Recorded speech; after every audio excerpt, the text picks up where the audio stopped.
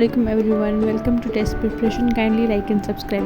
तो आज का हमारा टॉपिक अगेन पाकिस्तान स्टडी के हवाले से है। पाकिस्तान आफ्टर 1947 पिछला लेक्चर हमारा कॉन्स्टिट्यूशन पे ख़त्म हुआ था, आज हम वहीं से कंटिन्यू करेंगे। और 1973 जो है वो हमारा प्रेजेंट कॉन्स्टिट्यूशन है जो अभी चल रहा है। तो प्रेजेंट कॉन्स्टिट्यूशन कौन सा है हमारा? 1973। ये कब बना था? ये भुट्टो के दौर में बना था, जुल्फ़िकार अली भुट्टो साहब के दौर में बना था। और ये अच्छा, हम 56 के बारे में पढ़ते हैं, फिर 1973 के बारे में बाद में पढ़ते हैं। तो 56 में बेसिकली क्या क्या चीज़ें हुई थी। 56 में हम देखते हैं कि 56 में प्रेसिडेंट की एज जो बताई गई थी वो कितनी थी? प्रेसिडेंट की जो एज थी वो थी 40 ईयर्स। ठीक है, उसको हम कंपेयर करते हैं प्रेजेंट कॉन्स्टिट्यूशन से। तो 56 में प्रेसिडेंट की एज थी 40 ईयर्स, बल्कि 1973 में जो प्रेसिडेंट की एज है वो है 45 ईयर्स, यानी कि उसको चेंज कर दिया गया था इस प्रेजेंट कॉन्स्टिट्यूशन में। नेक्स्ट है 1962 कॉन्स्टिट्यूशन में क्या हुआ था? 1962 कॉन्स्टिट्यूशन में बेसिकली प्रेसिडेंटल गवर्नमेंट इंट्रोड्यूस की गई थी। Presidential government. और अभी कौन सी गवर्नमेंट है? अभी पार्लियामेंट्री गवर्नमेंट है। तो प्रेसिडेंटल गवर्नमेंट और पार्लियामेंट्री गवर्नमेंट में फ़र्क क्या है?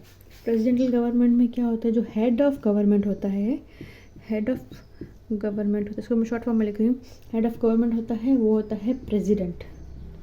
अब आप देखें कि अगर प्राइम मिनिस्टर है तो हम उसे वोट ऑफ नो कॉन्फिडेंस से हटा देते हैं, जैसे इमरान खान को हटाया गया था। लेकिन इस कॉन्स्टिट्यूशन में जो प्रेसिडेंट को हेड ऑफ गवर्नमेंट बनाया गया था, इसमें यह था कि प्रेसिडेंट किसी को जवाबदेह नहीं है, ना ही उससे कोई हटा सकता है वोट ऑफ नो कॉन्फिडेंस से। इसलिए 1973 में पार्लियामेंट्री गवर्नमेंट इंट्रोड्यूस की गई।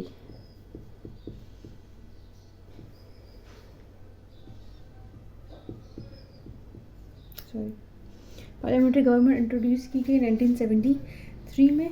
और इसमें बेसिकली पार्लियामेंट्री गवर्नमेंट को बोलते क्या? पार्लियामेंट्री गवर्नमेंट को हम बोलते हैं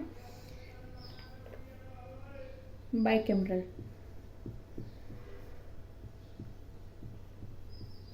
पार्लियामेंट्री को बाइकैमरल बोलते हैं। और प्रेसिडेंटल को हम क्या बोलते हैं? प्रेसिडेंट को हम बोलते हैं यूनिकैमरल। यूनिकैमरल।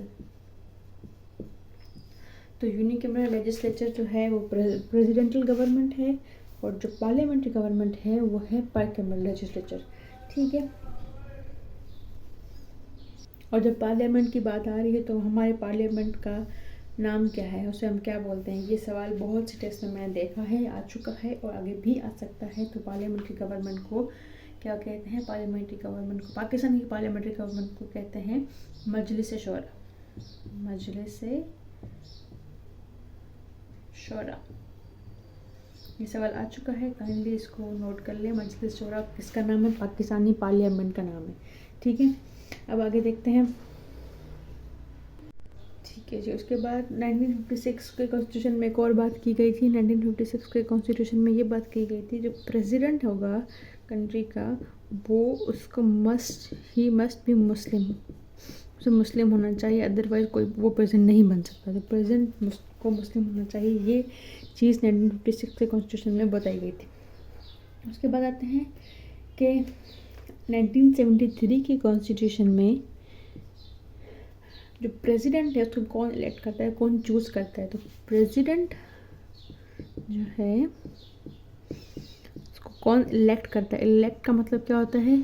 चूज़ करना, वोट करना, इलेक्ट का मतलब होता है। ठीक है, तो 1973 के हिसाब से प्रेसिडेंट को कौन चूज़ करता है, कौन इलेक्ट करता है, कौन उसके लिए वोट करता है?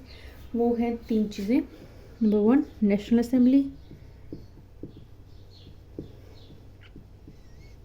Assembly, number 2 senate, number 3 provisional assembly.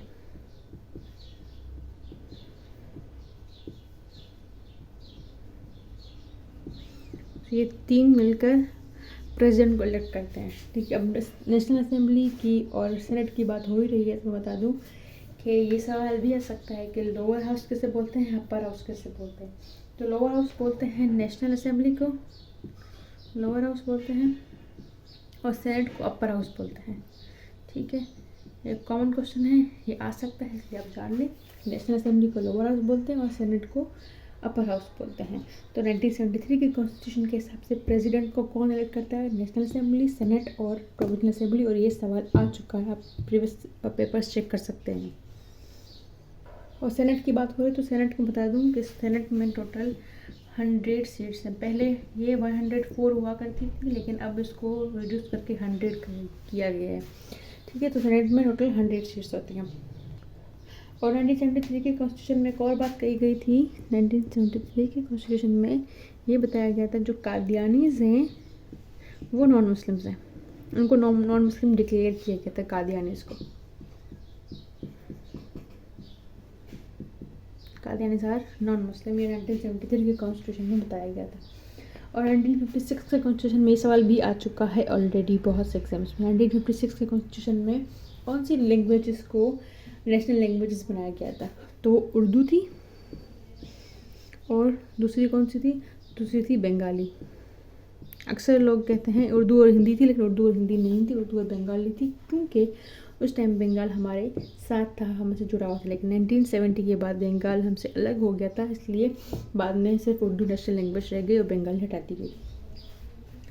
Next 1973 में नेशनल असेंबली क्या करती है? इलेक्ट करती है प्रेसिडेंट को, प्राइम मिनिस्टर को। सॉरी, 1973 के हिसाब से जो प्राइम मिनिस्टर है उसे कौन इलेक्ट करता है? प्राइम मिनिस्टर को कौन इलेक्ट करता है? वो करता है नेशनल असेंबली जो है। ये सवाल भी आ चुका है। नेशनल असेंबली जो है प्राइम मिनिस्टर को इलेक्ट करती है, उसे चूज़ करती है बेसिकली। ठीक है, अब आते हैं 1999 की तरफ। 1999 में क्या क्या चीज़ें हुई थी? 1999 में हमारी इंडिया के साथ हुई थी कारगिल वॉर। इस पर एक मूवी भी बनी हुई है आई गेस। तो 1999 में कारगिल वॉर हुई थी। ये कब स्टार्ट हुई थी? ये हुई थी 3 मई को स्टार्ट हुई थी। और कब ख़त्म हुई थी? ये हुई थी 26 जुलाई को ख़त्म हुई थी। कारगिल वॉर 3 मई को स्टार्ट हुई थी, 26 जुलाई को ख़त्म हुई थी।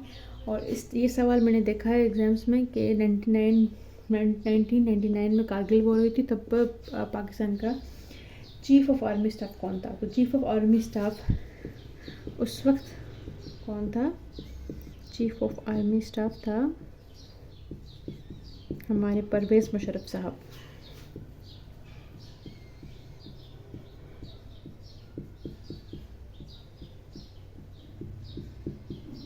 उस वक्त 1999 में कारगिल वॉर के टाइम पे चीफ ऑफ आर्मी स्टाफ थे हमारे परवेज़ मुशर्रफ साहब। परवेज़ मुशर्रफ साहब के बारे में एक और चीज़ है, पूछी जा सकती है कि उन्होंने रिज़ाइन कब किया था एज प्रेसिडेंट? उन्होंने 18 अगस्त में 2008 में एज प्रेसिडेंट रिज़ाइन किया था, उन्होंने छोड़ दिया था, रिज़ाइंड। कब किया था? 2008 में। अब 2008 की बात हो रही है तो 2008 के बारे में एक और चीज़ जान लेते हैं कि 2008 में हमारे जो आसिफ अली जरदारी साहब हैं उन्होंने एज अ प्रेसिडेंट ओथ लिया था। 2008 में 9 सितंबर 2008 ओथ लिया था। किसने एज प्रेसिडेंट? किसने? आसिफ जरदारी साहब ने।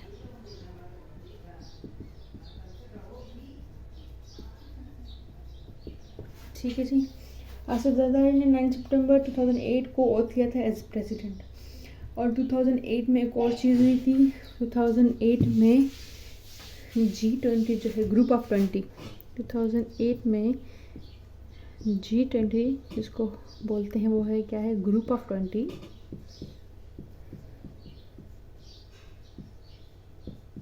की चेयरमैनशिप ली थी पाकिस्तान ने। चेयरमैनशिप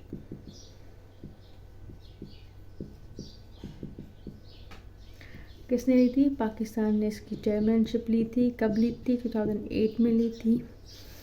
G20 की चेयरमैनशिप पाकिस्तान ने 2008 में ली थी। नेक्स्ट एक और चीज़, क्वीन एलिज़ाबेथ पाकिस्तान आई थी। क्वीन एलिज़ाबेथ पाकिस्तान कब आई थी? 1996 में वो पाकिस्तान आई थी। उस वक्त बेनज़ीर भुट्टो साहबा जो थी साबका प्राइम मिनिस्टर थी, यानी कि फॉरनर प्राइम मिनिस्टर थी, और वो क्वीन एलिज़ाबेथ से मिली थी। और वो क्यों आई थी क्वीन एलिज़ाबेथ? बेसिकली पाकिस्तान की उस वक्त 50th एनिवर्सरी थी और इसीलिए वो पाकिस्तान आई थी। ठीक है जी, तो ये था हमारा आज का लेक्चर। उम्मीद है आपको पसंद आया होगा। जो चीज़ें हमसे स्किप हो गई हैं काइंडली अगर आपको पता है तो हमें सजेस्ट करें, और अगर आपको किसी टॉपिक पे वीडियो बनवानी है तो आप हमें रिक्वेस्ट कर सकते हैं। इंशाल्लाह हम आपकी रिक्वेस्ट ज़रूर पूरी करेंगे, और अगली चीज़ें हम इंशाल्लाह नेक्स्ट लेक्चर में कंटिन्यू करेंगे। Thank you so much. अल्लाह हाफ़िज़।